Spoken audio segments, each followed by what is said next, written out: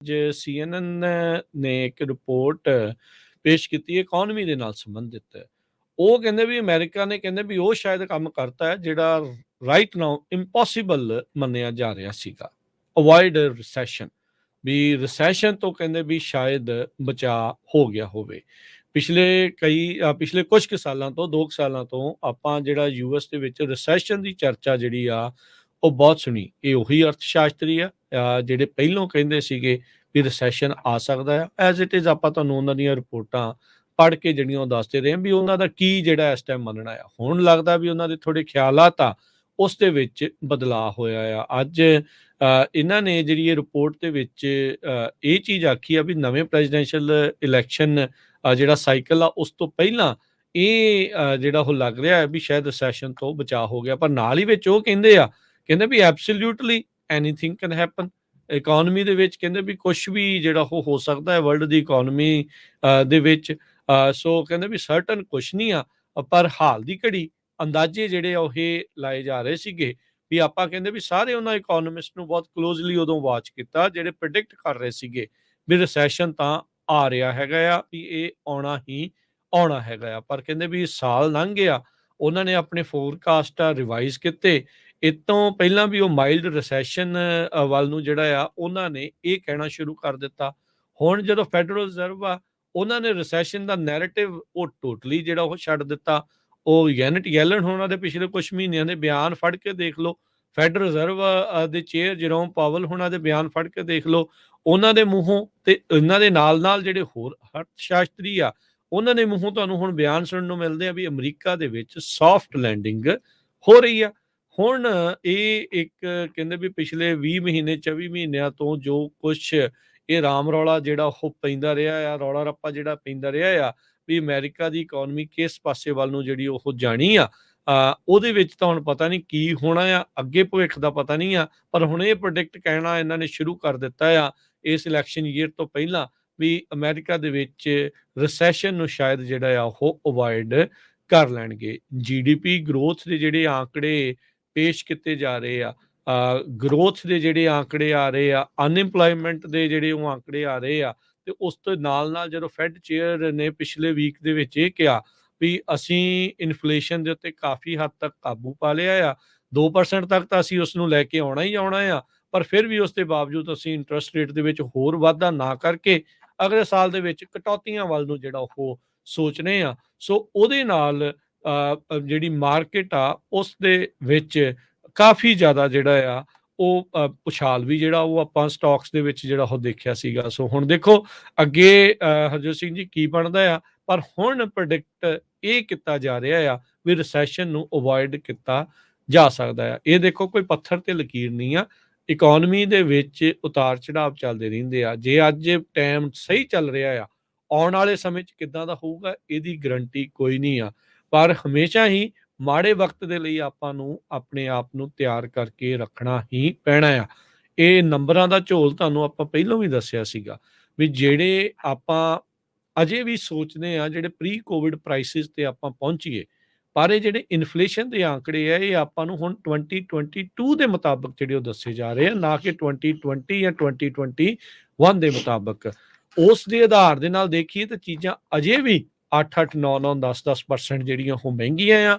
ਪਰ ਜੇ ਆਪਾਂ ਪਿਛਲੇ ਸਾਲ ਦੇ ਹਿਸਾਬ ਦੇ ਨਾਲ ਦੇਖ ਰਹੇ ਆ ਤਾਂ ਉਹ 3%, 4% ਜਾਂ 2% ਕਈ ਚੀਜ਼ਾਂ ਦੇ ਵਿੱਚ ਜਿਹੜਾ ਆ ਉਹ ਵਾਧਾ ਨੋਟ ਕੀਤਾ ਗਿਆ ਆ। ਸੋ ਉਹ ਈਅਰ ਟੂ ਈਅਰ ਇਨਫਲੇਸ਼ਨ ਦੇ ਉੱਤੇ ਇਸ ਟਾਈਮ ਫੈਡ ਜਿਹੜਾ ਆ ਉਹ ਪੂਰੀ ਤਰ੍ਹਾਂ ਚਾਨਣ ਜਿਹੜਾ ਉਹ ਪਾ ਰਿਹਾ ਹੈ, ਰੌਸ਼ਨੀ ਪਾ ਰਿਹਾ ਆ, ਜਿਸ ਕਰਕੇ ਆਪਾਂ ਨੂੰ ਇਸ ਟਾਈਮ ਇਹ ਚੀਜ਼ ਦਿਖਾਈ ਜਾ ਰਹੀ ਆ ਜਾਂ ਦੱਸਿਆ ਜਾ ਰਿਹਾ ਆ ਵੀ ਇਨਫਲੇਸ਼ਨ ਵੀ ਇਸ ਟਾਈਮ ਕਾਬੂ ਦੇ ਵਿੱਚ ਆ ਤੇ ਆਪਾਂ ਸ਼ਾਇਦ ਰਿਸੈਸ਼ਨ ਤੋਂ ਵੀ ਜਿਹੜਾ ਉਹ ਬਚ ਸਕਦੇ ਆ। ਪਰ ਆਪਣੀ ਸਲਾਹ ਇਹੀ ਆ, ਮਾੜੇ ਟਾਈਮ ਦੇ ਲਈ ਜਿਹੜੇ 4 ਛਿੱਲੜ ਆ ਉਹ ਜੋੜ ਕੇ ਰੱਖਣ ਦੇ ਵਿੱਚ ਕੋਈ ਵੀ ਹਰਜ ਨਹੀਂ ਹੁੰਦਾ।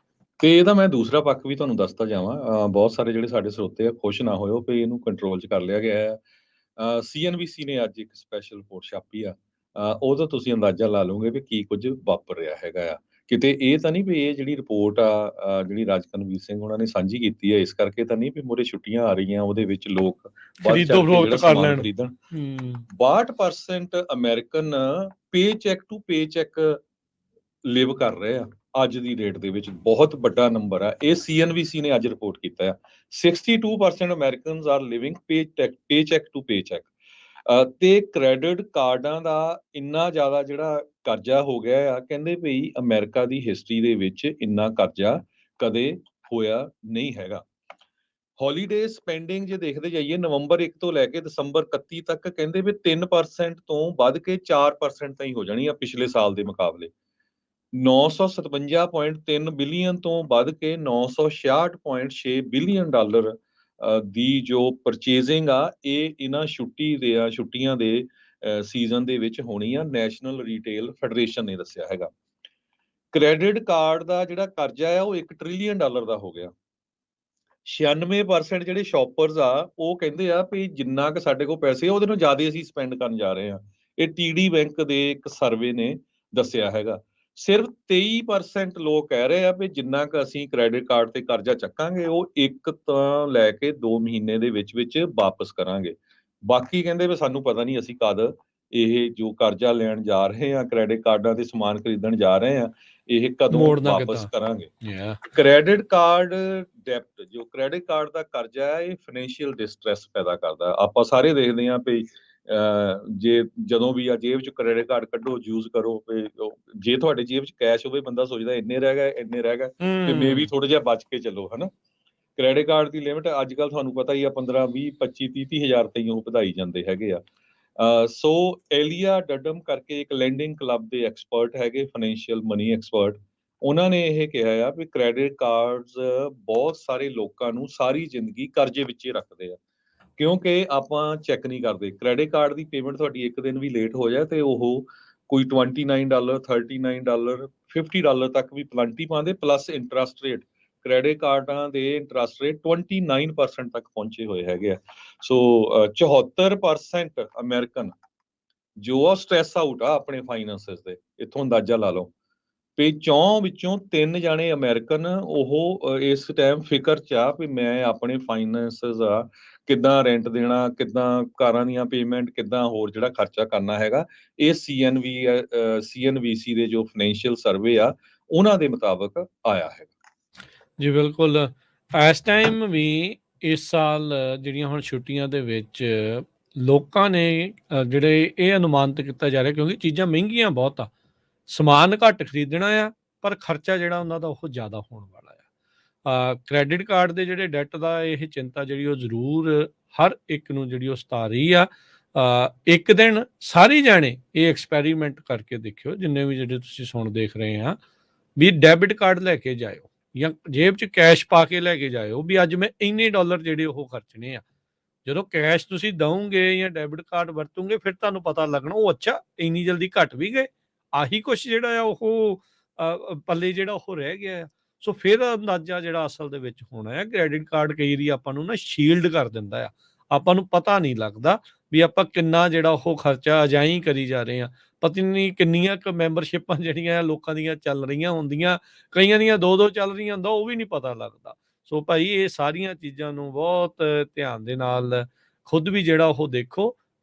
ਹਰ ਕੁਛ ਦਿਨਾਂ ਬਾਅਦ ਵਾਚ ਆਊਟ ਜਿਹੜਾ ਉਹ ਕਰਿਆ ਕਰੋ ਵੀ ਕਿਸ ਹਿਸਾਬ ਦੇ ਨਾਲ ਜਿਹੜਾ ਆ ਇਹ ਸਾਰਾ ਕੁਛ ਚੱਲ ਰਿਹਾ ਹੈਗਾ ਆ।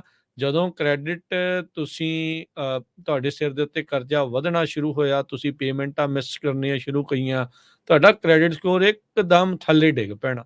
ਬਹੁਤ ਕੁਛ ਜਿਹੜਾ ਬਹੁਤ ਤੇਜ਼ੀ ਦੇ ਨਾਲ ਜਿਹੜਾ ਉਹ ਸਕੋਰ ਡਿੱਗਦਾ, ਤੇ ਜਦੋਂ ਕ੍ਰੈਡਿਟ ਸਕੋਰ ਡਿੱਗਦਾ ਆ ਤੇ ਉਹਦੇ ਨਾਲ ਇਕੱਲਾ ਇਹੀ ਨਹੀਂ ਕੋਈ ਚੀਜ਼ਾਂ ਦੀ ਖਰੀਦੋ ਫਰੋਖਤ ਜਾਂ ਕਰਜ਼ੇ ਦੇ ਕੁਛ ਲੈਣ 'ਚ ਉਹਦੀ ਮੁਸ਼ਕਿਲ ਆ, ਉਹਦੇ ਨਾਲ ਭਾਈ ਬਾਅਦ ਦੇ ਵਿੱਚ ਤੁਹਾਨੂੰ ਜੋਬ ਦੀ ਵੀ ਪ੍ਰੋਬਲਮ ਆਉਂਦੀ ਹੈ। ਜੋਬ ਵਾਲੇ ਵੀ ਤੁਹਾਡਾ ਕ੍ਰੈਡਿਟ ਸਕੋਰ ਬਾਅਦ 'ਚ ਚੈੱਕ ਕਰਦੇ ਆ ਵੀ ਕਿੱਦਾਂ ਦਾ ਆ, ਕਿਵੇਂ ਆ। ਸੋ ਇਹ ਆਪਾਂ ਨੂੰ ਬਹੁਤ ਧਿਆਨ ਦੇ ਨਾਲ ਜਿਹੜਾ ਇੱਥੇ ਚੱਲਣ ਦੀ ਜ਼ਰੂਰਤ ਆ। ਚਾਦਰ ਦੇਖ ਕੇ ਪੈਰ ਪਸਾਰਨਾ ਆ, ਅਫੋਰਡੇਬਿਲਟੀ ਨੂੰ ਪਹਿਲੋਂ ਮੁੱਖ ਰੱਖ ਕੇ ਕੋਈ ਚੀਜ਼ ਦੀ ਖਰੀਦੋ ਫਰੋਖਤ ਕਰਨੀ ਆ। ਦੂਜੇ ਦੇ ਕੋਲ ਆਹ ਚੀਜ਼ ਹੈਗੀ ਉਹ ਦੇਖ ਕੇ ਆਪਾਂ ਵੀ ਉਹੀ ਚੀਜ਼ ਲੈਣੀ ਆ। ਇਹ ਭਾਈ ਉਹਨੇ ਆਪਣੀ ਵਿੱਤ ਦੇ ਮੁਤਾਬਕ ਕੀਤਾ, ਤੁਸੀਂ ਵੀ ਆਪਣੀ ਵਿੱਤ ਦੇ ਮੁਤਾਬਕ ਜਿਹੜਾ ਉਹ ਕਰਿਓ। ਅਦਰਵਾਈਜ਼ ਫਿਰ ਰੋਣੇ ਪੈ ਜਾਂਦੇ ਆ, ਹਾਸੇ ਘੱਟ, ਤੇ ਫਿਰ ਉਹਦੇ ਵਿੱਚ ਅੱਖਾਂ 'ਚ ਘਸੁੰਨ ਦੇ ਕੇ ਰੋਣ ਵਾਲਾ ਕੰਮ ਹੋ ਜਾਂਦਾ ਵੀ ਭਾਈ ਆਪਾਂ ਕਿਹੜੀ ਸਥਿਤੀ ਦੇ ਵਿੱਚ ਫਸ ਗਏ ਆ। ਸੋ ਬਚ ਕੇ ਜਿਹੜਾ ਉਹ ਚੱਲੋ, ਖਾਸ ਕਰਕੇ ਜਦੋਂ ਖਰਚੇ ਕਰਨ ਲੱਗਦੇ ਹੈਗੇ।